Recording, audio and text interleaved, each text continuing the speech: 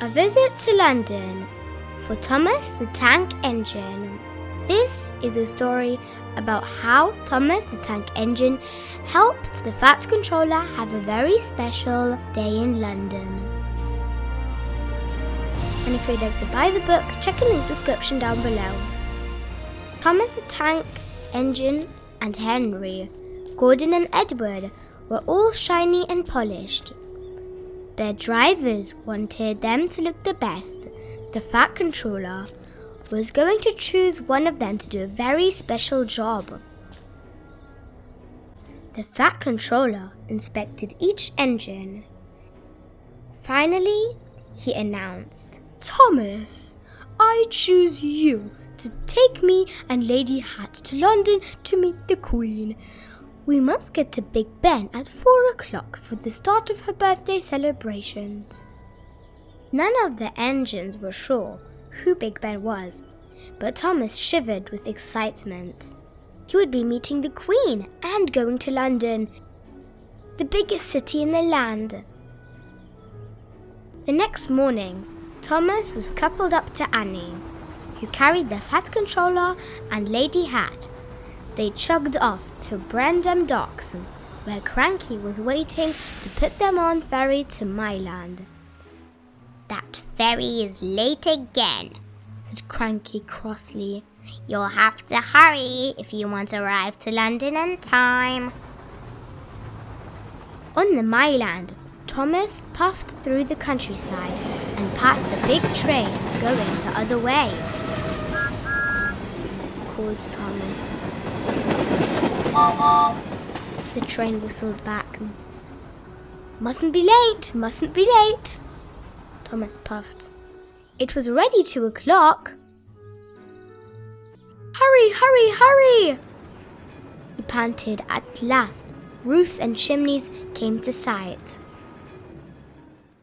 "Good work, Thomas," said his driver.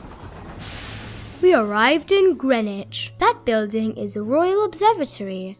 That have been telescoped there can see all the way to stars."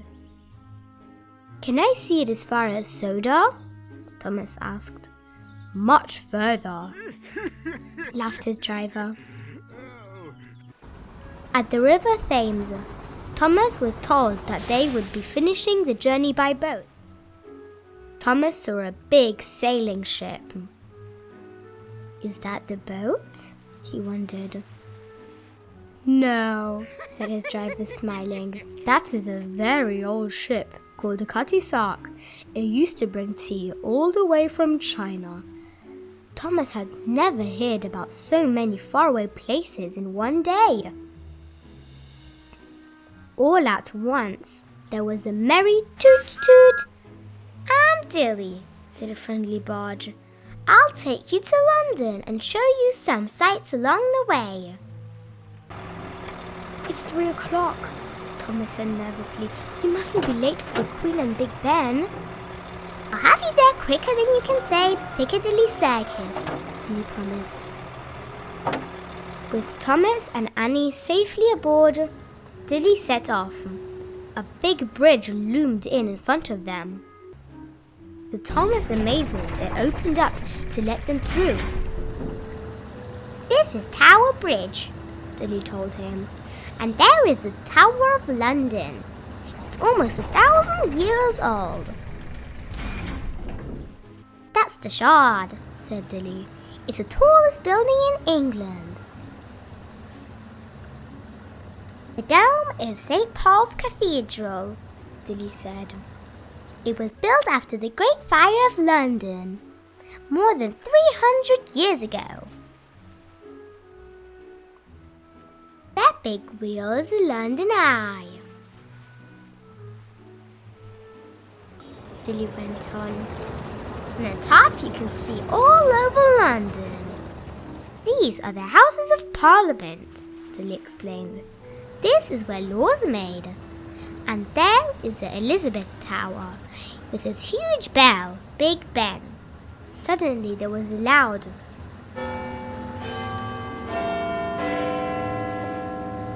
4 o'clock, said Dilly. "We're right on time." "So that's Big Ben," laughed Thomas, looking up at the big clock.